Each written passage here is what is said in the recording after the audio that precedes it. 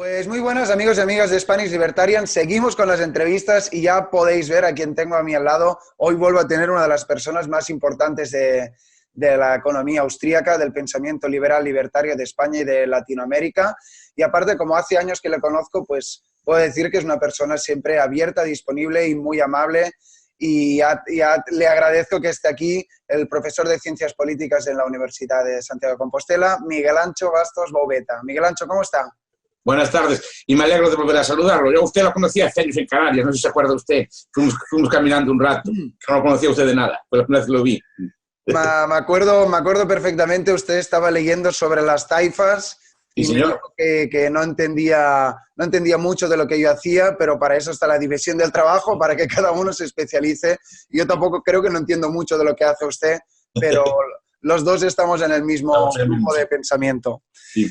Bueno, la verdad que hablar de Miguel Ancho Bastos para los seguidores pues no tiene mucho sentido porque muchas personas ya saben quién son. Una persona que desde hace unos años se ha hecho muy conocida, sobre todo por sus colaboraciones en el Instituto Juan de Mariana y la creación del Instituto Joan de Lugo en Galicia.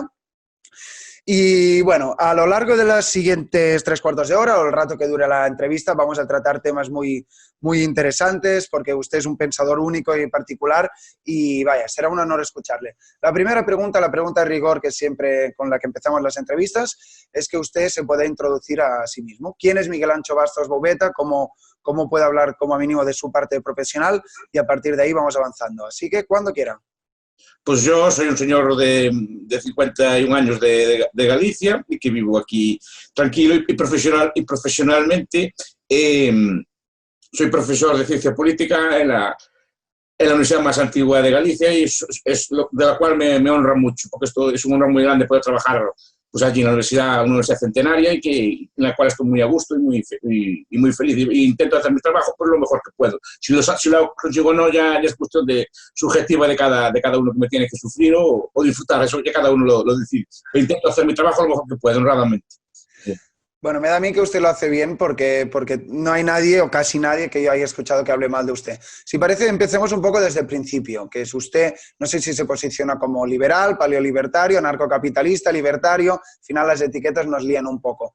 Pero la pregunta en este caso es, ¿usted siempre, digamos, estuvo alineado con las ideas de la libertad o tenía algún otro de tesis políticas previas a esto? No, no, vamos a ver, a mí fue una persona que siempre me gustó la política y la economía. Y de hecho no me gusta mucho distinguirlas, están muy interrelacionadas, ¿no? En muchos aspectos. Y la sociología y la historia, me gustan muchas cosas. Yo de joven tenía una inclinación hacia la derecha, pero una derecha pues como más primitiva, ¿no? Pues de esto de leer periódicos de derecha, el ABC y cosas así, estoy hablando de muy joven, ¿no? Y me gustaban esas cosas, pero no tenía una formación. En la universidad, probablemente por influencia de mis profesores o mis compañeros, tuve una etapa marxista y bastante ortodoxa, sí. Y desde entonces, pues con 26, 27 años empecé a cambiar de opinión. También no tenía mucha información, fueron libros que fueron casualmente por bibliotecas en Vigo, así que fueron cayendo en mis manos. Y después un día, supongo que todo se hace un día, o sea, un día se levanta de una ideología, otro día se levanta, pues dice, pues no soy de eso, no sé a qué se debe, pero supongo que hay un efecto de umbral que a partir de un punto deja de ser uno lo que era y lo que es. Pues me levanté, pues empecé a liberal clásico, era bastante así neocon, tipo derecha liberal norteamericana, que defendía el mercado, defendía así que hubiera poco Estado, incluso pues, defendía pues, la intervención, era muy proamericano, etcétera, ¿no? Y a partir de ahí empecé a evolucionar y a los 30 años ya me consideraba austriaco, pedí una beca que me dieron para ir al Miss Institute y empecé ahí donde empezó mi formación ya teórica con la escuela austriaca. Y a partir de ahí, pues tuve la suerte de que empezó a estudiar Internet. Claro, ustedes son jóvenes y nacieron con él. Yo lo vi ya relativamente mayor. Yo tenía casi 30 años cuando empecé a andar con Internet. Pues conecté con gente de esta que había antiguamente de la red liberal y así fue como empecé en contacto con este tipo de mundos y después, claro, ya profesionalmente estudié, yo tuve que empecé a estudiar, a escribir, yo tuve que reinventarme a cierto punto, porque yo cuando empecé en estas cosas ya en serio ya era profesor de la universidad. Yo soy profesor, sigo siendo, de administración pública y de políticas públicas. Siempre estuve orientado a esos ámbitos y no se me daban mal. No es que fuera un genio, pero no se me daban mal. Pero llegado a una edad, pues me convencí de la escuela austriaca, la vi y empecé a cambiar. Primero tuve que empezar desde cero.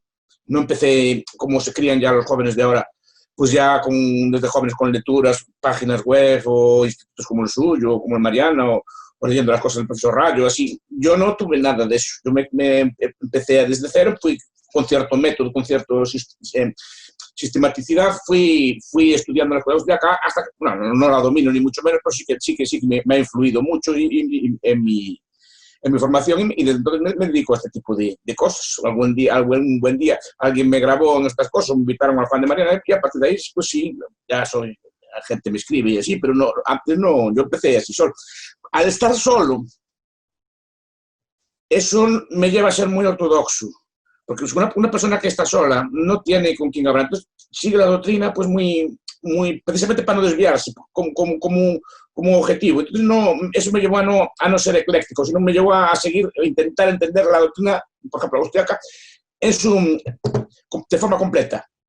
En el sentido que me interesa mucho el método. Yo creo que la escuela austriaca es un método de investigación, un método de análisis, y a partir de ahí intento, usando ese método, pues sacar conclusiones o derivas. Después, claro, lecturas azarosas que encuentro en mi vida, o libros o intereses que tengo, pues me llevan a pensar así, cosas así raras como las que a veces pienso. Sí. Pero bueno, no siempre fui liberal, tuve una evolución. Y por eso yo entiendo bien el pensamiento marxista, como lo conozco relativamente bien. Entonces me sirve de contraste y me lleva a que yo, por ejemplo, cuando discuto con marxistas y personas así, pues sé lo que están diciendo y sé cómo se le puede rebatir su argumento, en muchos casos.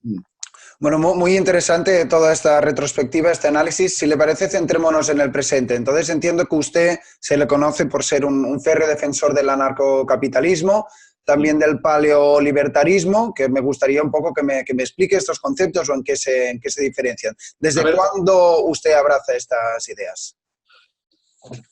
Yo, a ver, digo, yo desde el 2001 más o menos. Yo antes el pito era bastante neocon, ese tipo de cosas. ¿Por qué llamo paleo? Porque yo me quiero diferenciar del neoliberal. El neoliberal es el estereotipo de... Es el estereotipo del liberal que a mí no me gusta, porque muchas veces es muy intervencionista y es una forma, tal como la entiendo yo, de liberalismo que va amparada por el Estado. Es el liberalismo, por ejemplo, que propone el Fondo Monetario Internacional o que propone instituciones de este estilo, cuyas conclusiones no siempre son malas, a veces son correctas, pero es el hecho de que viene impulsado desde los gobiernos. Más que muchas veces son solo liberales en lo económico, no van a otros ámbitos. Por ejemplo, pues a veces son muy belicosos en guerras externas. Eso me hizo apartarme. Descubrí la derecha vieja americana, primero, que ellos se llaman a sí mismos paleos. Paleo es un prefijo que quiere decir viejo, igual que neo es nuevo, ¿no? Y pues se habla de paleolítico y de neolítico. Pues el paleo es la derecha vieja. Pues, por un lado, descubrí la derecha vieja americana, lo que llaman allí los paleoconservadores, paleolibertarios, porque son previos a la derecha moderna, en el sentido de que eran contrarios a la intervención exterior del Estado en las guerras del resto del mundo, eran contrarios al imperialismo, y como ese movimiento se crea o se origina en los momentos que nace el Estado del Bienestar americano, son muy radicalmente contrarios al Estado del Bienestar y con unas bases muy sólidas. En todo respecto, me interesa el paleoconservadurismo americano, pero me interesa también, haciendo arqueología del pensamiento, me interesa también la derecha vieja hispana. O sea, bueno, se puede discutir, ¿no? Los historiadores discuten, pero yo creo que desde después de Cánovas se hace una síntesis de pensamiento, ¿no? De lo que llaman el liberalismo conservador. Entonces, ¿qué mezcla? El liberalismo clásico hispano con el moderado, básicamente, con ciertos elementos conservadores. Y a partir de ahí sale esa síntesis de Cánovas y de otros autores posteriores, a mi entender, mezcla para mí lo peor de ambos sistemas, porque mezcla el jacobinismo del liberalismo clásico, o sea, la creación de un Estado central, con lo peor del conservadurismo, que era el proteccionismo. Pues Cánovas empieza lentamente, obviamente, empieza ya a establecer aranceles protectores y unas enemigas que a mí ya no me gustan. Pues hice arqueología, intenté ver cómo pensaba la derecha vieja hispana, o sea, los carlistas o los tradicionalistas, y sus epígonos actuales. Y mi opinión, pues, me fui a paleo porque son, para mi entender, mucho más interesantes desde un punto de vista austriaco que los liberales clásicos y hispanos. Esa es mi opinión. No creo que no tenga nada aprovechable los liberales hispanos, pero yo creo que es más aprovechable la tradición de la derecha vieja. O sea, básicamente fue una cosa, pues una derecha antiestatista. Lo peor del Estado moderno. Profundizando un poco en este concepto del paleolibertarismo, también tuvimos aquí a Vanessa Vallejo hace no mucho, que se adscribe a estas ideas, creo que gracias específicamente a usted. Me gustaría que me dijera quizás algún país o en algún momento en la historia en el cual estas ideas que usted defiende se hayan visto representadas, más que nada para que podamos ubicar exactamente lo que dicen. Hoy ese modelo se da, también muy descafeinado, en micropaíses, por ejemplo, Liechtenstein, que tiene una forma de gobierno pues muy liberal en la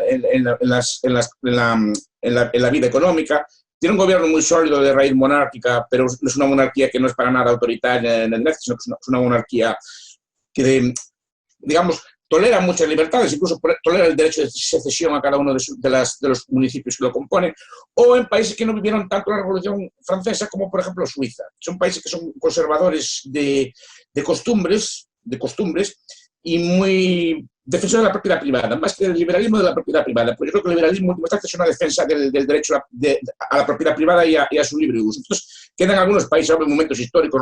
Hablaba de España antes de España, hablaba de Estados Unidos antes de 1910, por ejemplo, hubo momentos históricos que esto más o menos se dio, o sea, una combinación de valores conservadores no impuestos, ¿eh? A mí no me gusta la imposición, pero que las sociedades con valores de cohesión, con cierta religiosidad de buena parte de la población, etc., y ese tipo de valores a mí me gusta, porque creo que es el caldo de cultivo ideal para crear una sociedad próspera y justa. Siguiendo con este tema, la verdad es que es difícil avanzar en la entrevista porque todo es muy, muy interesante.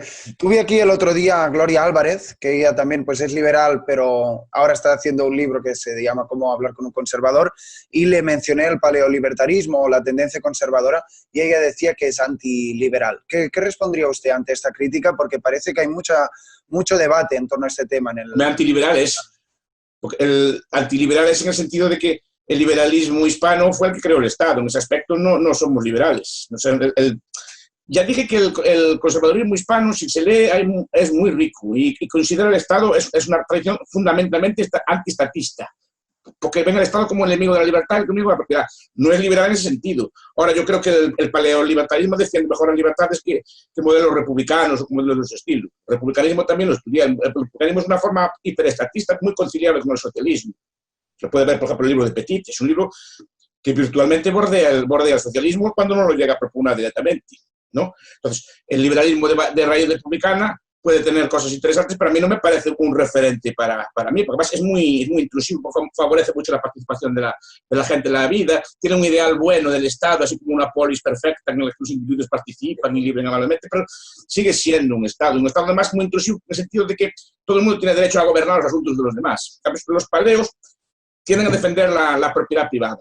Claro, los paleos antiguos no son como los de hoy, porque algunas cosas a día de hoy no son admisibles, ¿no?, de lo que defendían la gente del siglo XIX. Pero yo creo que como base sobre la cual construir pues, una sociedad moderna, creo que está bien. En ese aspecto sí. Yo creo que las ideas que se defiende, por ejemplo, desde el planteamiento republicano son socialistas, y lo digo así de claro. Si quieren, le enseño el libro de Petit, donde las dice. Entonces, ese tipo de liberalismo... A ver, el liberalismo es una palabra confusa, por culpa de Stuart Mill y sus discípulos. El liberalismo antes estaba contra, quería un gobierno limitado, quería una división de poderes, quería unas ciertas libertades económicas.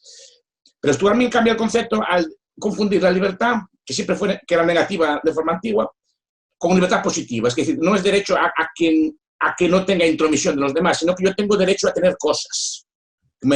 Tengo derecho a tener salud, tengo derecho a tener vivienda, tengo derecho a tener una serie de bienes mínimos. Entonces, este tipo de liberalismo, su liberalismo implica imponer impuestos o cargas sobre los demás para poder garantizar mis derechos a mí. Eso yo no lo puedo admitir filosóficamente, como liberal, quiero decir.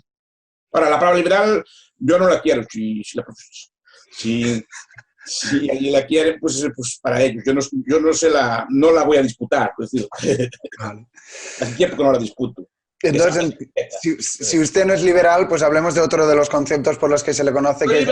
Soy liberal en el sentido clásico de que defiendo la propiedad, la división de poderes. La división de poderes no, también creo que se puede discutir si existe o no. Pero bueno, creo básicamente la propiedad en las libertades económicas y en la libertad por hacer uso de esa propiedad. Básicamente en eso soy liberal. Ahora, si liberal se entiende por defender una forma de Estado concreta, no soy liberal. Por eso decía, usted va más allá, también se le conoce mucho por la defensa del anarcocapitalismo, que por quien no conozca este concepto, pues se puede quedar un poco a cuadros. A ver si nos pudiera también resumir, es un tema amplísimo, ¿por qué? La defensa ética y moral de este sistema. Bien, la razón ética y moral es por un punto, porque el anarcocapitalismo no usa la violencia. El Estado, en última instancia, siempre usa la violencia. Tiene que usar la violencia, tiene que usar algún tipo de coerción para existir. Y a mí me repugna. Yo creo mucho me repugna filosóficamente hablando, de que vivimos en él y que no todos los estados son igual de agresivos, ahí no vamos a entrar, ni que todos los estados son igual tiranos. Pero todo está radicado en la violencia. Si yo tengo que educar a unos hijos en el Estado, tengo que educarlos porque él lo dice, y en lo que él le dice. Si yo no puedo construir una casa o hacer como yo quiera en mi propiedad, también es porque él lo dice, porque tiene entonces siempre hay una serie de impuestos, porque tengo que pagar impuestos para cosas que a lo mejor no deseo, etc. ¿No? Ese tipo de cosas es lo que no me gusta a mí, que tenga que usar la fuerza, es la principal razón moral. No quiero que todos los estados todo lo que hagan lo hagan mal, sino que en esencia la raíz última de su funcionamiento es que usan la violencia. Pero me gustaría crear o pensar que puede existir un mundo sin ese tipo de violencia organizada, sin ese tipo de forma política. Eso es lo que es muy ideal. Ahora, sé que el narcocapitalismo no tiene virtualidad práctica, no estoy creando aquí ninguna utopía, ni estoy llamando a la revolución, ni estoy llamando a las armas, pero sí que tiene una utilidad muy buena. A mí me gusta mucho resaltarla. Sirve de contraste. Pero yo cuando era liberal clásico, cuando me hacían una pregunta difícil, desde ¿qué haría usted, por ejemplo, con los minusválidos o con los enfermos, o cómo cuidaríamos a los pobres, una cosa así? Yo pensaba, bueno, eso que lo haga el Estado, eso que lo haga el Estado. ¿Quién haría las carreteras y tal? Que lo haga el Estado. Claro. Y era muy cómodo. Estaba uno muy feliz. Pero claro, la pregunta es, si el Estado hace las cosas mal o funciona mal económicamente, ¿por qué en esas cosas funciona bien? ¿No? Esa es la primera pregunta lógica, ¿no? Y si el liberalismo económico es bueno, ¿por qué no es el liberalismo económico bueno en todos los ámbitos? ¿Quién decide cuáles son los ámbitos que son correctos y otros? A uno lo obliga a pensar, pues lo obliga a uno a rastrear, a buscar, a ver cómo, incluso como ejercicio mental, es muy sano, o que no tengo virtualidad práctica. Primero, ¿cómo se hacía esto antes que no había Estado? Esta cosa que ahora se presta al Estado, ¿quién atendía a los enfermos, a los minusválidos, a los débiles, o lo que fuera antes de la aparición del Estado? Entonces ves que hay un montón de instituciones que lo hacían. ¿Cómo se hacía el dinero antes? ¿Cómo se hacían las carreteras antes? Lo obliga a uno a rastrear en la historia, a buscar modelos o a pensar cómo podría ser esto en ausencia de Estado. Entonces digamos que me quitó la pereza, me obligó, bueno, a ver, ya sé, lo difícil ya sé que es difícil, a veces podemos llegar a extremos casi grotescos, ¿no? Pero lo obliga a uno a pensar, digamos, cómo se podía hacer esto en ausencia de violencia. ¿Se hizo alguna vez? ¿Se hacía mejor que se hace ahora? Etcétera, ¿no? Ese tipo de cosas lo obligan a uno a razonar. Pues si no, lo cómodo es, bueno, pues esto que lo haga, cuando tengo una pregunta, que lo haga el Estado, eso, ¿no? No lo obliga a uno a pensar. Porque, claro, con ese tipo de forma de pensar, uno descubrió muchas cosas en el pasado que no, o en otros sitios, o en otras teorías de cómo se funcionaban ese tipo de cosas. Ese aspecto me interesa mucho, porque es un contraste de cómo funcionaría, cómo funciona realmente el Estado cuando hace sus prestaciones y cómo se hacía o se puede hacer de otra forma. No quiero decir que esto vaya a llegar a corto plazo ni así, pero sí que elimina la pereza mental y lo obliga a uno a razonar y a darle vuelta a todos los argumentos. Si no lo cómodo, bueno, eso es que lo haga el Estado, ¿no? Porque el problema es que cada vez que hace el Estado, como puertas abiertas, después eso crece, no se queda en un sitio. Y ese Estado pequeñito, mínimo, es casi imposible, porque un Estado para funcionar necesita un ejército, necesita una cosa, necesita también burócratas, necesita aparatos fiscales, necesita un montón, una ideología legitimadora, etc. No es muy difícil que aquello quede pequeñito. Además, una vez que cede uno la soberanía, la va extendiendo el Estado a otros ámbitos, porque no hay un ámbito claro de definición donde empiezan los derechos o deberes del Estado y donde no están. Ahí está el problema. Entonces, como ejercicio mental está muy bien. Entrevisté el otro día al profesor Martin Krause, que como usted ya sabe, pues moderó el mítico debate entre anarcocapitalismo y minarquismo entre el profesor Rayo y usted, y él pues también reflexionó y ha hecho más charlas en torno a esto, y decía un concepto que me gustaría saber su opinión, que decía que el papel de la tecnología puede que sea el que nos lleve a un mundo más anárquico, en tanto que los estados serán sustituibles porque ciertos servicios en el mercado, en este caso a través de la tecnología, pues los vamos a poder sustituir, ya sea blockchain, ya sea economía colaborativa y demás. ¿Qué le parece esta reflexión? Que también es correcto. ¿Qué pasa? La tecnología siempre tiene dos vueltas. Y hay tecnologías potencialmente liberadoras como la imprenta que fueron aprovechadas y le dieron la vuelta. Es decir, que estas cosas, o se está uno atento y está viendo lo que pasa, o le pueden dar perfectamente la vuelta y usar esas tecnologías para controlarlo usted. Porque el blockchain, entonces, si se pudiera meter la tecnología, lo pueden usar para controlar todas las transacciones, controlar todos sus movimientos y se lo quitan, regular incluso la vida. Ahora, La anarquía, como antes vimos, es omnipresente. Es una cosa que también me gusta mucho recalcar, ¿eh? No es que los estados instituyen. El mundo de los estados es anárquico entre ellos. El mundo de los estados es anárquico dentro de ellos. En el sentido que la clase política está organizada en anarquía. Claro. ¿No? Y después, si miramos con muchos ojos, la mayor parte de las instituciones humanas están organizadas de forma anárquica. Una iglesia, una empresa, por ejemplo, son anárquicas. Es una cosa que me gusta mucho resaltar, y si ya que ven el vídeo, pues que se queden pensando en esto, porque dentro de una empresa no hay poder. Hay intercambio de bienes monetarios o de autoridad, pero no hay poder. Si un trabajador no quiere ir a trabajar, no hay fuerza que le haga ir a trabajar, porque no hay poder en esa relación. Si una persona deja de creer en una religión o una iglesia, se va de ella y punto, porque no hay fuerza que le haga volver a ella, salvo que esas iglesias usen medios políticos para funcionar, que normalmente no los usan. Entonces digo que quiero que se abran los ojos en el sentido que se discuta o que se prevé que la anarquía está mucho más presente de lo que se piensa. Una relación de pareja es anárquica, un grupo de amigos es anárquico en el sentido que se pueden separar a voluntad y nada los mantiene unidos. Entonces, digo que veamos que muchas cosas se organizan y se organizan bien en ausencia de Estado. Y piensen ya en la maravilla que es el mercado, porque entra comida, centenares de kilos de comida, de tornillos, de tuercas, de ropa, de aceite, de gasolina, todo tipo de cosas en una ciudad sin tirar de la orden. ¿Quién hace funcionar todo eso? Y que traigan bienes y servicios de toda parte del mundo, que los tengamos en nuestra casa sin que nadie lo mande. ¿Cómo funciona eso? Es una maravilla, eso es un ejemplo de la anarquía en funcionamiento. Entonces digo, ¿dónde está el problema de eso? Siguiendo con estas píldoras, la verdad que usted dice frases que le hacen a uno reflexionar. Me acuerdo, ahora me ha venido una a la mente, que usted está en contra del concepto del Estado-nación y que también dice que es como una gran ficción. Incluso está en contra de cómo se enseña geografía en los colegios. La primera vez que escuché eso dije, este hombre que está diciendo, pero a ver si lo puede desarrollar porque creo que tiene mucho sentido. A ver,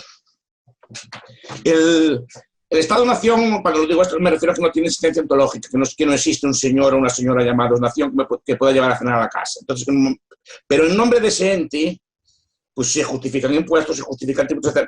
Nadie paga los impuestos directamente a Pedro Sánchez, a Rajoy, o ¿no? a Torra o a Feijóo. No se los pagan a ellos. Se los pagan a una especie de ente construido, mental, como diría Harari, una realidad intersubjetiva, una cosa en la que creemos todos, pero que realmente no tiene existencia ontológica, y le pagamos los impuestos supuestamente a ese ente, pero realmente a quien le pagamos son las personas que dirigen ese ente y que después lo reparten. Criterios buenos o malos, hay siempre, pero son ellos que reparten el dinero o las rentas o el poder entre ellos. En ese aspecto sí que es muy interesante. Cuando digo que no existe, me refiero a que no existe un ente llamado Estado. No es una persona, no es un ser vivo, no es una persona, por tanto, que pueda tener intereses propios, sino que tiene los intereses en cada momento que tienen las personas que ocupan los puestos de dirección de ese puesto. Eso es lo primero que quería recalcar. Y la segunda pregunta, ¿cuál era? En esta No, entonces usted hablaba de la geografía, como diciendo que en las escuelas ya se nos pone esta idea de que, digamos... Es una tesis vieja ya de Benedict Anderson, en su libro Comunidades Imaginarias. Usted en su vida real no anda por España, ni anda por Cataluña, ni anda por Europa. Usted anda por unas calles. Y anda por unas... La idea de imaginar un territorio así es impensable, porque no se puede imaginar un territorio de España. Para eso necesita la concepción de mapa. Entonces, el mapa que usted repite 100 veces durante chico en la escuela, que le hacen ver un mapa a España es un dibujo, sin esa idea mental usted no tendría concepto de España. Y ni la idea de que se puede romper, ni se puede dividir, ni que hay una agresión porque alguien entra dentro de esta mancha, o dentro de este dibujo. Entonces, la idea de Estado-nación moderno no se puede concebir sin la idea de mapa. Y eso es lo que explica antes, sin mapa, sin la prensa, sin los sistemas de ferrocarriles que construyen todo esto, etc. Pero básicamente la idea de mapa es central, porque cuando dice dibuje, piensa en España, y hace una especie de piel de toro, ¿no? O hace un dibujo así. O piensa en Cataluña, hace así como hace una especie de triángulo, ¿no? Pues es lo que piensa usted en ese momento. No piensa en Cataluña, porque no la puede pensar, porque no la puede abarcar toda. De hecho, buena parte de Cataluña nunca la vio ni la pisó. Ya. Y yo tampoco. Con las cosas de Galicia, cientos de sitios de Galicia que yo no pisé en mi vida y probablemente pise en mi vida. Entonces, ¿cómo puedo imaginarla yo? ¿Con algún tipo de dibujo de ese estilo? Esa es la idea que plantea Anderson. Pues se llama comunidad imaginada. Para imaginar necesitamos una imaginación, necesitamos un dibujo. Entonces, entiendo por ende, corríjame si me equivoco, que usted está a favor de las fronteras abiertas o que no existe tal cosa como la soberanía nacional, o es una correlación. A ver, depende en qué ámbito andemos, en el mundo actual o en un mundo utópico, no el capitalismo utópico imaginario, ¿no? Si le parece, cubramos ambos ámbitos, en el mundo real y en el mundo de las ideas. En el mundo real, a ver, yo no sé, es un tema, de hecho no tengo una postura clara, no tengo una postura muy clara porque es un tema que me da vueltas los dos elementos. En principio lo ideal sería que, como era en el siglo XIX, cualquier persona pudiera establecerse en cualquier sitio del mundo. Pero en el siglo XIX, cuando uno establecía en cualquier sitio del mundo, pues nadie después ahí le daba derecho de bienestar, no había estado de bienestar, lo que hizo Milton Friedman. Las fronteras abiertas, pero como eran antes, y que usted llegaba allí, tenía derecho a buscar la vida, a buscar trabajo, a buscar cosas, y eso lo comparto, pero no tenía derecho, digamos, a imponerle cargas a los que ya estaban. Y eso es un principio. Lo que combina ahora es un sistema que es el peor de los sistemas. Por un lado, se le ponen a los pobres africanos, se le ponen barreras, vallas, cosas así para que las salten. Pero una vez que las salten y los maltratamos así, todos son derechos una vez pisar tierra, ¿no? O tienen una serie de derechos que cuestan dinero de mantener, porque pues, tienes una educación, una sanidad, eso cuesta dinero. Entonces, por un lado los echas, por una vez dentro les pagas. No es mejor que entraran libremente y que buscaran trabajo tranquilamente.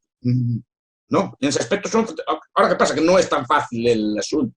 No es tan fácil el asunto, claro.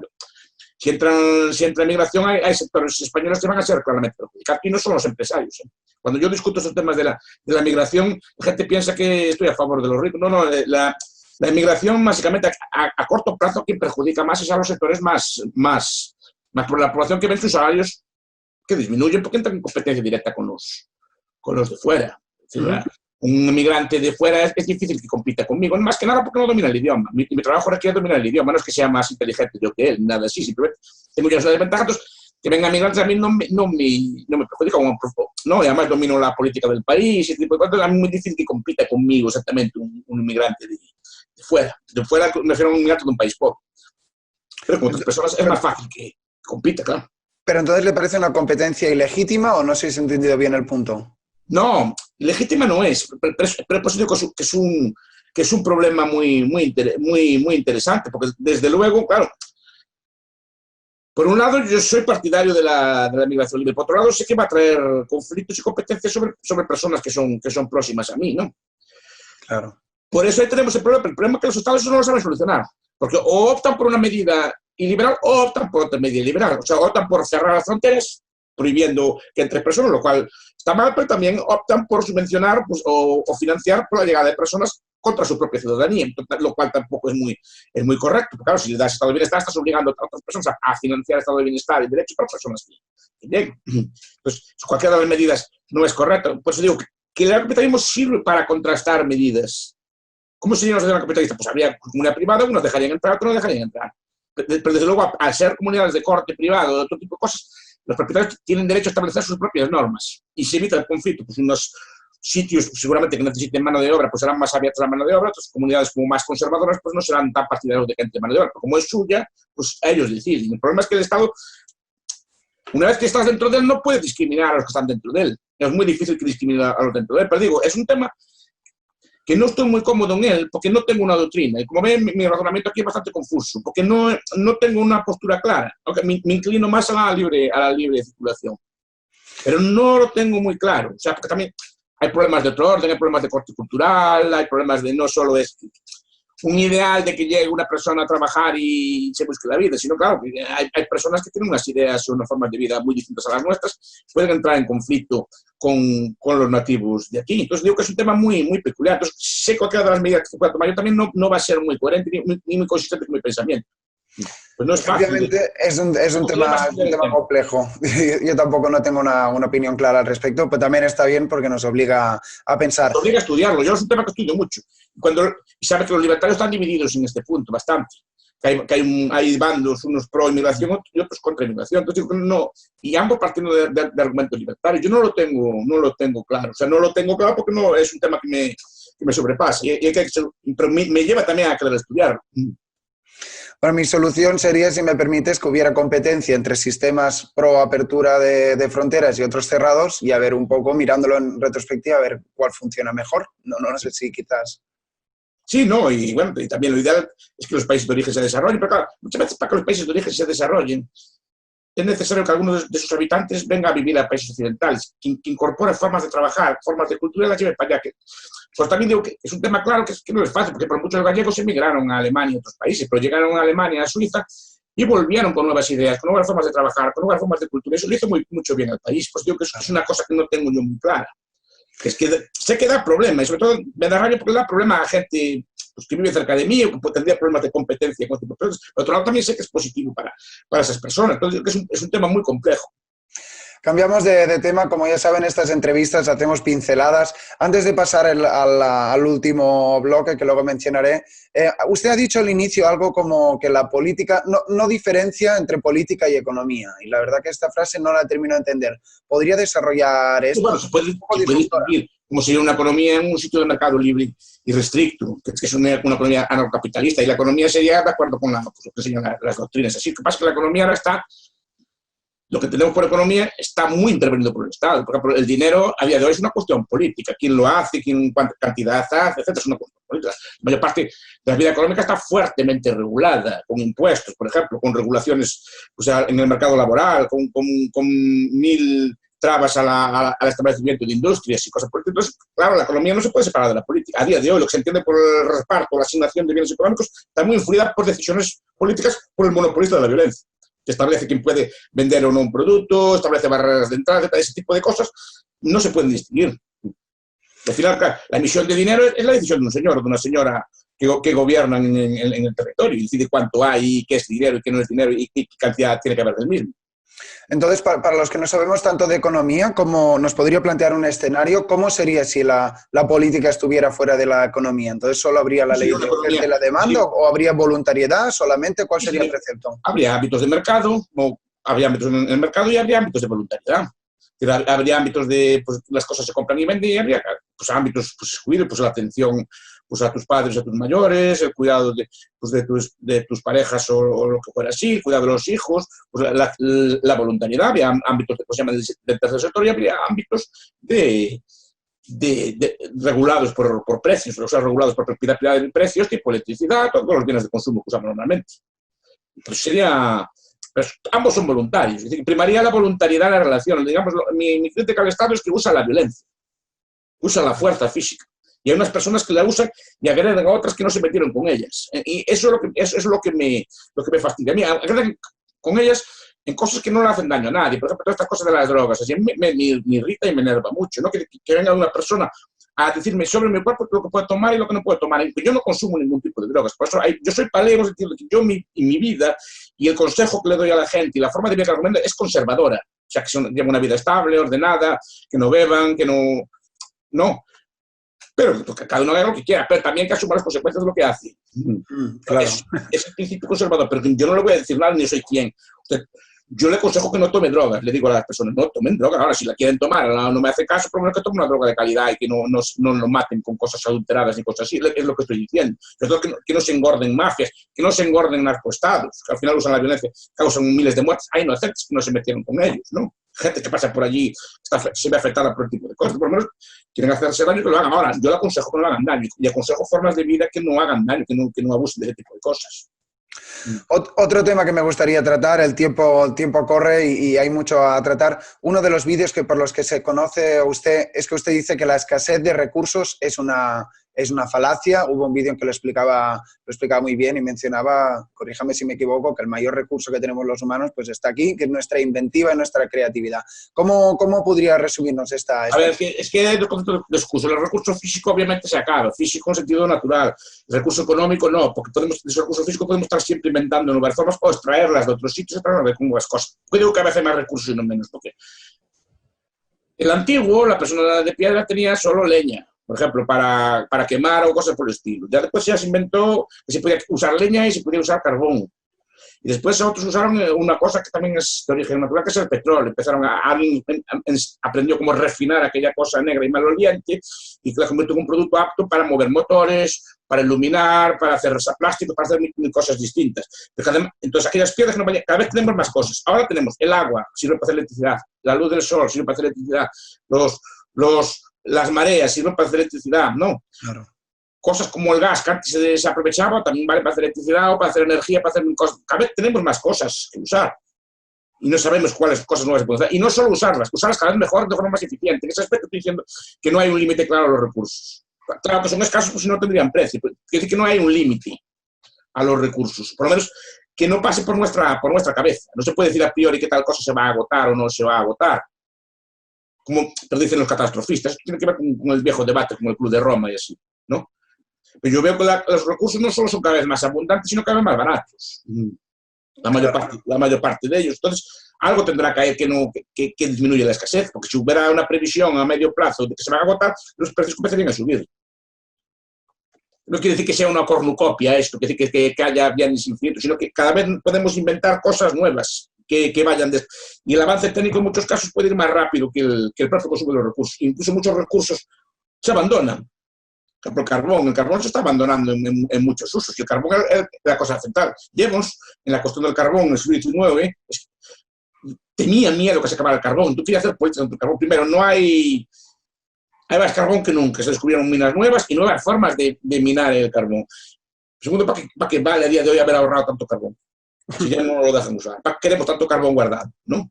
Y lo mismo pasará con otros recursos.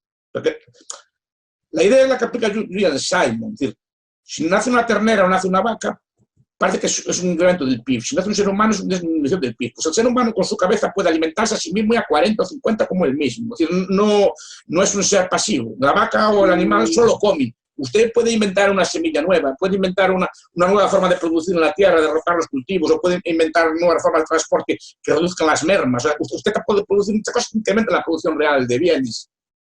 Una vaca no. Es estática.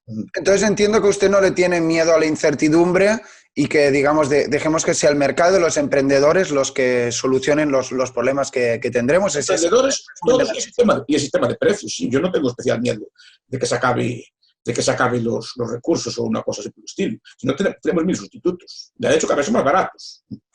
Claro. No tengo yo ese miedo catastrofista que predecía, por ejemplo, Ehrlich, o predecía Julian Simon, otros autores, yo no lo tengo. No tengo miedo a quedarme sin luz. Sé que hay 1000 formas de hacer luz. Y sé que si se acaban todas las renovables en últimas instancias, podríamos echar mano, o que sea discutible, de energía nuclear y de otras formas de energía. Que las desechamos por cuestiones éticas o medioambientales, pero si hiciera falta pasáramos hambre, sabemos cómo volver a usarlas. Porque el problema ya está descubierto, ya se sabe cómo se usa. Volvemos a cambiar de tema y me gusta su visión, que en el fondo pues es positiva, ¿no? de lo que va a venir. Una de las frases por la que más se le conoce, o quizás la frase, la de capitalismo, ahorro y trabajo duro, que sí. Creo que usted la dijo en una charla que se llama Los caminos y salidas de la pobreza. Sí, me llamaron. Esta fue una conferencia que a mucha gente le gustó, pero yo está bien que lo diga, no la llevé preparada. Me dijeron un día por la mañana, profesor, tiene que ir a una universidad a hablar allí, hay una especie de debate, y era una especie de debate sobre la pobreza. Entonces, en el coche tomé unas notas y salió aquella cosa. Pues estuvo usted muy inspirado, ¿eh? Fue por la mañana, el libro de primera de la mañana y no estaba muy inspirado. Tomé unas notas en el coche y el capitalismo ahorro trabajo duro, no sé por qué me salió. Pero creo que se entiende muy bien lo que quería decir. Es decir, para tener capital necesitamos un ahorro previo. Y el ahorro previo y el trabajo no solo es ahorro, es que el ahorro y el trabajo llevan una forma de vida. O sea, el ahorro implica una autorrestricción de sí mismo, una restricción del cuerpo, ¿no? Una restricción de decir, mira, quieto, autocontrol, no voy a gastar todo lo que puedo, sino que voy a guardar un poco para mañana, pero eso implica un autocontrol enorme, una serie de valores, de filosofías o de autocontrol del cuerpo enorme. El trabajo también conduce a eso. Cuando hablo de trabajo duro no estoy diciendo que hay que trabajar en una cantera del sol, me refiero al trabajo puntual. La puntualidad es un valor que me encanta, ¿no? Porque es un valor que permite, por ejemplo, coordinar cosas. Imagina un sistema ferroviario que la gente no fuera puntual, un sistema aéreo, sería un caos. Entonces, si la puntualidad, por ejemplo, permite, o la logística de bienes, ¿no? Que cada uno esté combinado a su hora, que lleguen los productos en hora y tiempo. Eso ahorra un montón de cosas. Es un valor que hay que adquirir, una autodisciplina, levantarse por la mañana, ser puntual, ser cumplidor. Incluso implica cierta previsión. Si tengo que estar a las 9, tengo que calcular antes y con un pequeño margen de tiempo para estar aquí a las 9. Eso hay que aprender la previsión, autocontrol y una serie de cosas. Y son valores éticos de hacer las cosas bien, no es trabajar duro, hacer las cosas bien, de buena calidad, de buena gana. Si das una clase, como en mi caso, voy a intentar prepararla lo máximo posible, llevarlo bien, llevar las preguntas que me pueden hacer preparadas para responderlas y cosas así. Requiere una disciplina. Y esa disciplina combinada, sin el capitalismo no vale de nada tampoco, ¿eh? El ahorro sin el capitalismo no vale. El ahorro lo que nos dice es, ese ahorro, ¿dónde hay que invertirlo? en cada momento. De tal forma que ese ahorro que tanto sufrimiento pasamos, sea asignado en cada momento al mejor de los usos posible. Robinson, con sus cocos, puede pasar un día en la playa, puede hacer un palo, pero también puede meterse a hacer una cosa que no puede financiar, puede intentar hacer un hacha de metal. Pues es necesario que el capitalismo diga, no, hacha de metal no tienes cocos suficientes para hacerla. En la playa no, que no te rinde. Invierte en hacer el palo, que para eso tienes el fondo suficiente. Entonces, en cada momento ese ahorro escaso va siendo usado mejor de los usos posibles. De hecho, el capitalismo es una tecnología mental. No es tanto económica como es una tecnología mental, de cálculo. Tiene mucho que ver con la contabilidad, con otro tipo de cosas. Y es una revolución mental. Es decir, estos capitales, estos ahorros escasos, ¿dónde los metemos en cada momento? Para que rindan el máximo fruto posible. Ese es el ideal. En esa charla usted también hacía una crítica un poco a la generación millennial, del carpe diem, del todo vale y del pensamiento a corto plazo. Si pudiera resumir en un minuto un poco, si tuviera aquí pues al típico millennial, ¿cómo le convencería de la tesis contraria? Yo no critico a los millennials, yo los quiero mucho, además son mis alumnos y yo los quiero mucho personalmente. Aparte yo soy así como, me gusta mucho hacer bromas y meterme con ellos, ¿no? Entonces, pues las costumbres que tienen, pero no es para nada un reproche, sino que yo los aprecio mucho, es al contrario, le hago bromas. Pero claro, esto me inspiró mucho lo que se llama Daniel Bell, y los que lo cito, Las contradicciones culturales del capitalismo, entre otros libros. Daniel Bell dice que una sociedad llega capitalista con valores de trabajo muy duro, de ahorros, con una autodisciplina tremenda, trabajando todo el día, cosas por el estilo, y crea opulencia. Y esa opulencia lo que hace es que las generaciones siguientes, como ya nacieron la opulencia, pierden los valores que las hicieron ricas. Y empiezan con otro tipo de costumbres. Ya nacieron, ya piensan que todo viene a caer del cielo, que ya la riqueza siempre fue así. Claro, cuando uno salva la Galicia de antes, piensan que es como la Galicia de ahora, solo con un internet más lento. No, claro. No es así. Había hambre, o sea, había mucha miseria. Yo no la llegué a ver ya por edad tampoco, pero cuentan mis abuelos que había hambre, miseria, había mucho frío en el invierno, no había electricidad, no había nada, era todo una miseria, ¿no? Claro, eso no lo ven, uno lo ven en la televisión, uno lo ven realmente, piensa que no existe. Entonces hay que recordar de vez en cuando que esta riqueza de prosperidad no solo se creó, es que hay que mantenerla. El problema del capital no es solo crearlo, es mantenerlo después. Tiene usted que, carreteras que hay que repararlas, las centrales eléctricas hay que mejorarlas o poner mantener las que hay. Pues también sigue requiriendo de ahorro y de valores, ¿no? Y eso es lo que muchas veces se olvida. Entonces me gusta recalcarle eso y sobre todo que no pierdan los viejos valores que nos hicieron ricos, que eran los valores de nuestros abuelos.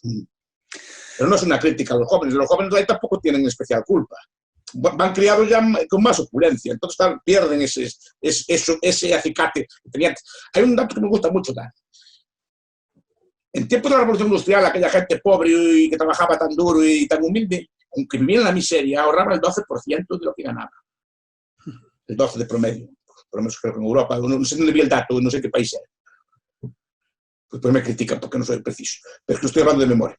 Pero el dato que leí es que la generación moderna ahorra el 6%. Infinitamente más rica. O sea, con mucha más capacidad de ahorro y ahorra menos. O sea, que no es capaz de privarse o sacrificarse determinados bienes que le impiden ahorrar. No es que no puedan. Si los antiguos podían una renta 10 veces inferior a nuestra, ¿cómo es que nosotros no podemos ahorrar? Simplemente porque nos dotamos de una serie de cosas que consideramos mínimas o así, una serie de cosas, y no somos capaces de privarnos de ellas. Pues claro, lo que queremos es ese autocontrol, ¿no? Y eso es lo que le critico yo. Que nunca tuvieron que sacrificarse en nada. Y ese es el problema. Que es que el capital que hay que mantenerlo. Bueno, muy interesante su tesis y si alguien quiere saber más, pues puede profundizar en vídeos o comprarse una camiseta, que también han hecho camisetas de Capitalismo, Ahorro y Trabajo Duro. Entramos ya en el último bloque de la entrevista. Hablaba usted de los jóvenes, de sus alumnos, y me gustaría saber un poco cuál es la relación que tiene con alumnos, en este caso de alumnos de la tesis contraria. Yo sé que usted ha hablado con muchos comunistas y marxistas. Entonces la pregunta es, ¿cuál es el ratio de conversión, si se pudiera parametrizar, de personas a las que usted consigue? A ver, mi objetivo no es convertirlos a nada. Yo intento explicar, o sea, no me dan euros por cada uno que convence. Me intento convencerlos a explicar cosas, por lo menos que vean cosas distintas. Y yo, mi relación, moralmente, creo que es buena. Tenemos piques, a mí me gusta mucho discutir con ellos. Ellos me dicen a veces que me quieren, cuando llegue el Gulag a Galicia me van a mandar a picar piedra a las canteras de Porriño. cosas así, no, cosas, pero es todo cariñoso también, yo me meto con ellos, les digo cansadas y cosas por el estilo, no. Claro, que en estos tiempos ya el humor se pierde, tanta corrección política, el humor se pierde. A mí no me ofende que me digan eso, parece que están bromeando, pero si lo ponen en un papel escrito, estoy acusado que me va a perseguir, estamos de broma, y yo también me meto con ellos y cosas así. Claro, si lo saca de contexto, ya parece que soy una cosa. Pero mi relación realmente es buena. Por los últimos años siempre me llevan a hablar, representando a los profesores, sus últimas promociones me llevaron a hablar allí al acto de fin de carrera y esas cosas así, ¿no? Entonces, no me deben querer tan mal, digo yo. Ahora, supongo que a unos les gustaré y a otros no, como todos, pero en general yo creo que me llevo bien. Me hablo con todos y creo que los conozco a todos. Siguiendo un poco con eso de tener una relación amistosa con incluso la gente de tesis contraria, ¿por qué usted, digamos, también se ha especializado y conoce tanto las ideas marxistas y comunistas? Me viene a la mente una entrevista que le hizo Ernesto Castro, que sé que quizás puede que estéis en las antípodas ideológicas, pero hubo una cordialidad y una altura intelectual muy grande. Es un chico de mucha altura y tiene una cosa que es muy respetuoso, no desprecia, al contrario, igual que yo no desprecio al marxista, ni mucho menos. A mí me gusta interesarme en lo que dicen, a oírlos, escuchar, leer sus libros, sus historias. Yo lo fui. ¿Cómo voy a despreciar, a atacarlos a ellos? No, si yo lo fui. Y ellos, y yo a su edad era como ellos, era igual que ellos, pero a mí lo que me gusta es yo oírlos a ellos y ellos que me oigan a mí, que a mí me escuchan bastante atentamente. Bien, y después las ideas pelean en la cabeza y eran la mejor. Pero yo a ese chico, por ejemplo, Renato Castro, que está usted, me parece una persona muy interesante, muy bien preparado y muy respetuoso, muy educado, ya educación ya a nivel general, no solo a nivel ideológico. Me gustó la entrevista que me hizo, fue muy honrada y me sentí muy honrado de que viniera a hacérmela. Qué bien, bueno, me encanta ese punto conciliador. Ya estamos entrando... A ver, a mí las tías de mi madre, que para descansar siempre me decían, las moscas, Miguel, se cogen con miel, no con vinagre. No, si quieres cazar moscas nunca uses vinagre, usa la miel. Amigo, vale. Ya que no, porque es una táctica, pero no es por cazar a nadie, es que yo no me gusta no me gusta despreciar al otro ni crear una confrontación así a cara de perro. Son personas igual que yo, pues yo creo que tienen las ideas equivocadas, pero a lo mejor las que tengo equivocadas soy yo. Yo creo que no las tengo yo, pero bueno, pero me interesa pues oírlos, hablarlos y luego no despreciarlos. Qué bien. Bueno, me encanta eso. Que haya debate. De hecho, hace unos días entrevisté también a un socialista y la entrevista estuvo muy interesante, ya se la pasaré. Entramos en la parte final de la entrevista, dos últimas preguntas. La primera, he puesto hoy un anuncio en Facebook de que le iba a entrevistar y me han dicho que le pregunte cuándo veremos un libro del profesor Miguel Ancho Bastos. ¿Se va a concebir? Yo ya hice dos. Lo que pasa es que son de temas de administración pública y no tienen mucha relación con la escuela austriaca. O sea, yo escribí libros, ya los escribí. El problema no es el problema cuando hago un libro. Yo tengo una cosa que ya les dije, yo tengo muy baja autoestima. Y yo hasta que no veo yo en mi mente que domino un tema, no me atrevo a escribir. Igual que aquellos temas de administración sí que los dominaba, porque si te repito, no era malo en el asunto. Ahora tengo que verme yo que soy capaz de hacer algo positivo en este tema. En eso estoy. De entrada ya escribo artículos semanales que me sirven de ensayo, me sirven para soltarme, para escribir. Después, sobre esa base pienso hacer algo, sí. Sobre esa base, ahora que ya tengo casi 200 hojas escritas colgadas en internet, pero ya tengo algo escrito. Y sobre eso ahora ya le pongo notas, ya elaboro el argumento y esas cosas, y tengo que tener algo hecho. Me estoy soltando. Me cuesta, la verdad que siempre me costó mucho escribir, porque no confío yo en lo que digo yo. Siempre tuve ese problema. Bueno, estaremos expectantes y que sepa que hay mucha gente que seguro que le va a comprar y apoyar lo que usted diga. La última pregunta, ahora sí. Usted es una persona pues que, como ha dicho, empezó con estas ideas estando solo, es un gran estudioso, es profesor, tiene apariciones públicas en internet y demás. Entonces la pregunta es, ¿qué consejo daría a un joven que vaya a tomar un camino similar al suyo? A ver, es un viejo... Yo les diría que trabajen, que se metan, claro, que hagan lo que les gusta. A ver, si son muy buenos en una escuela, aunque sea una escuela marginal, al final acaban encontrando sitio, ¿no? Si quieren dedicarse a la universidad, me refiero. Si quieren en la investigación, que estudien, que lean y que escriban. Pero si quieren entrar a la universidad, aunque sea en una cosa, digamos, que puede parecer marginal, siempre va a haber un hueco. Pero cuidado, mi maestro, don José Vilas, que en paz descanse, siempre me decía que quiere entrar a la universidad, acaba entrando. Por ejemplo, si quiere dedicarse a este tipo de cosas, tiene que dedicarse. No tiene que fijar. Y que saber que no es a corto plazo, que requiere de esfuerzo, requiere de publicaciones, cosas, y al final acaba siempre buscando un hueco. Si es bueno, si es bueno. Y si les gusta, pues adelante, pero si no, que lean por su cuenta. O sea, no tienes por qué dedicarte, gracias a Dios, no tienes por qué dedicarte solo a este tipo de trabajos en la universidad. Cantidad de medios, ¿quién me los dieron a mí cuando era joven? Lo que hay en internet ahora, Dios mío querido, que puede bajar libros, puede bajar artículos, que a mí me costaba. Mira, yo iba muchas veces, la primera vez que fui al extranjero, fui con una maleta para hacer fotocopias. Y se puede reír usted. Que no había libros aquí. Cada libro que me pedían me costaba 40 o 50 euros. Y la universidad tenía un presupuesto limitado. Entonces no podía tener todo lo que quería yo. Entonces lo que hacía, iba al extranjero, iba a Estados Unidos, a lo mejor a Instituto Miso, así, con la fotocopiadora, y gastaba un pico en fotocopias y me trajo una maleta llena de fotocopias. Y hoy en día es ridículo. Lo tienen todo dándole un clic. Yo tenía que viajar hasta allá para traerlas. Porque no, ustedes piensan que los libros de Robert así estaban siempre presentes. No los había en ninguna parte. Pues empezaron a traducirse ya en los años 90. Pues que antes no lo sabía. No lo sabía. Entonces había que conseguirlos así. Fotocopias o comprándolos era una ruina. Entonces, pero claro, y ahora con la cantidad de medios que hay, que pueden comunicar, se pueden discutir, claro, se pueden hacer muchas cosas. Se puede autoeditar un libro, se puede hacer un montón de cosas. Entonces, que aprovechen las oportunidades que tienen.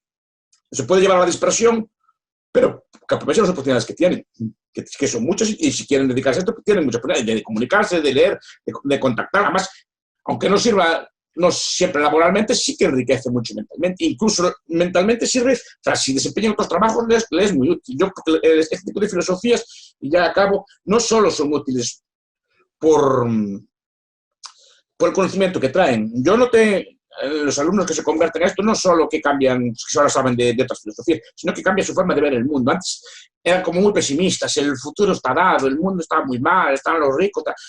En cuanto coges, no, el mundo está lleno de oportunidades, en el mundo se puede buscar un montón de trabajo, se puede buscar un montón de oportunidades, ¿no? Y cambian la forma de vida, de relacionarse con los demás. Pues el libertarismo te sirve mucho para entender, por ejemplo, una ruptura de pareja o una ruptura amistosa, que bueno, pues simplemente por otra parte no quiere estar conmigo, no está obligada a estar conmigo. Y eso es una cosa que se aprende con este tipo de filosofía. Es muy útil vitalmente, es muy útil laboralmente, por ejemplo, porque dejas de odiar al patrón. Que muchas de las angustias que veo yo, muchas personas que odian a su jefe y piensan que le está robando, no lo piensan sinceramente, no lo dicen por mal. Y ahora empiezan a ver que es bueno aliarse con él, que si él gana, también ganan ellos, etc. No tener una visión dialéctica del mundo, sino una visión armónica. Y es muy útil, porque no te levantas tan amargado por la mañana y entiendes mejor las cosas. Entiendes mejor las cosas. Bueno, si hay recortes salarial, por ejemplo, yo creo que una persona considerada lo admite mejor, entiende, mira, es que si no recorto, pues esta empresa se va al tacho y no vamos todos al tacho. No te pones como atacar al ladrón, no sé cuánto, ¿no? Sino que asumes y cuando venga bien ya vendrá mejor. Pero si no es una relación siempre de odio, que es el otro como te está agrediendo. Creo que la visión del mundo cambia. Bueno, muy, muy, muy interesante esa reflexión final. Yo creo que es casi desde mi punto de vista, lo más importante y lo más interesante de este mundillo. Más allá de lo que uno puede aprender de economía, de historia y filosofía, lo que uno se lleva a su vida, intentar ser más responsable es lo... Ser responsable, ser más serio, esas cosas se aprenden así también. Oye, crear un obrero moderno costó mucho, ¿eh? Ese tipo de valores que tenemos son valores también culturales. Claro. Y crear una persona pues, que sea honrada, que sea seria, eso cuesta mucho hacerlo, ¿eh? Y es uno de los logros, siempre digo que uno de los grandes logros del capitalismo es su clase obrera tan buena que tiene. Que tampoco, muchas veces ahí fallamos parece que siempre actuamos a favor del patrón, y yo no actúo a favor del patrón, yo actúo a favor del mercado y también actúo a favor del trabajador. El trabajador hace mucho también y es muy necesario, muchas veces está como subestimado. Y siempre me gusta recalcar este aspecto, que hace mucha falta, y su mejora, cada vez mejor, es uno de los grandes logros de nuestra civilización. Yo creo que hay que recalcarlo siempre. Bueno, pues qué final, profesor Bastos. Llevamos casi una hora hablando, he aprendido muchísimo, hemos tratado muchísimos temas y sobre todo espero haber podido dar valor a la gente que le sigue, que son muchos, y ir cambiando esa mente. Y solo que entiendan la reflexión final, pues con eso ya me conformo. Yo también. Profesor, no sé si quiere añadir algo a mí. Bueno, tengo más preguntas. Darle las gracias, es un honor tratar con usted. Siempre, ya hace muchos años que lo conozco, siempre me gusta más.